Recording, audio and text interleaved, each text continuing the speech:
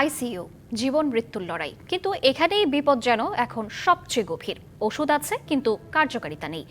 দেশের আইসিইউতে ভর্তি প্রায় অর্ধেক রোগীর শরীরে অ্যান্টিবায়োটিক কাজ না হওয়াকে বড় স্বাস্থ্য ঝুঁকি হিসেবে চিহ্নিত করেছেন জনস্বাস্থ্য বিশেষজ্ঞরা। অকার্যকর ও অযৌক্তিক অ্যান্টিবায়োটিক ব্যবহারের লাগাম না টানলে পরিস্থিতি আরও ভয়াবহ হবে। অ্যান্টিবায়োটিক রেজিস্ট্যান্সের এই নীরব সংকট নিয়ে তাহসিনা জেসির 2 পর্বের ধারাবাহিক প্রতিবেদনের আজ প্রথম পর্ব।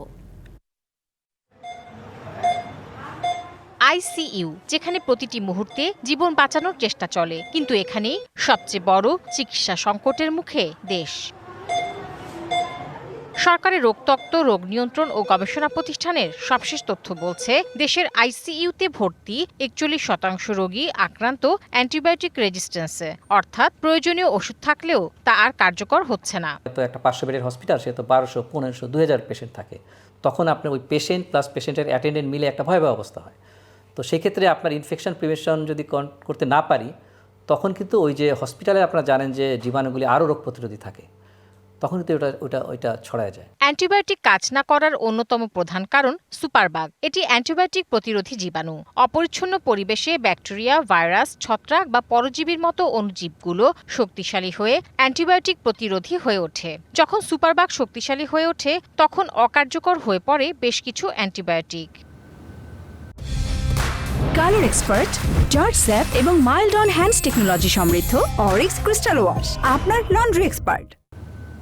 বাংলাদেশ মেডিকেল বিশ্ববিদ্যালয়ের মাইক্রোবায়োলজি ও ইমিউনোলজি বিভাগের উদ্যোগে গত 1 বছরে 46,279 রোগীর নমুনা বিশ্লেষণে উঠে আসে প্রথম স্তর বা দ্বিতীয় স্তরের বহু অ্যান্টিবায়োটিক অকার্যকর হয়ে পড়েছে। ঠান্ডা, জ্বর, কাশি, সেগুলো ভাইরাল ইনফেকশন দিয়ে হচ্ছে, সেই ক্ষেত্রে অ্যান্টিবায়োটিকের কোনো রোল নাই, কিন্তু সেই ক্ষেত্রেও আমরা অ্যান্টিবায়োটিক ইউজ করতেছি। ফার্স্ট লাইন অ্যান্টিবায়োটিক হিসাবে ইউজ করা হয়, সেই ওষুধগুলোর কার্যক্ষমতা কমে যাচ্ছে।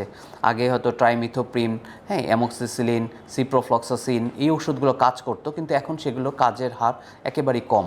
আন্তর্জাতিক উদারাময় গবেষণা প্রতিষ্ঠানের এক গবেষণায় এনআইসিইউতে ভর্তি হওয়া নবজাতকদের 81% শরীরে কার্বাপেনাম প্রতিরোধী ক্লাবসিয়েলা নিউমোনি জীবাণুর উপস্থিতি পাওয়া গেছে। ইনফেকশনের একটা কারণ যে ফাঙ্গাল সুপারবাগ ইনফেকশন, ক্যান্ডিডা অরিস নামে একটা মানে ফাঙ্গাস দ্বারা হচ্ছে, এটাও কিন্তু একটা কারণ। এখানে কোনো প্রকার মানে অ্যান্টিবায়োটিকে কাজ করে না, এক্ষেত্রে অ্যান্টিফাঙ্গালি দিতে হবে।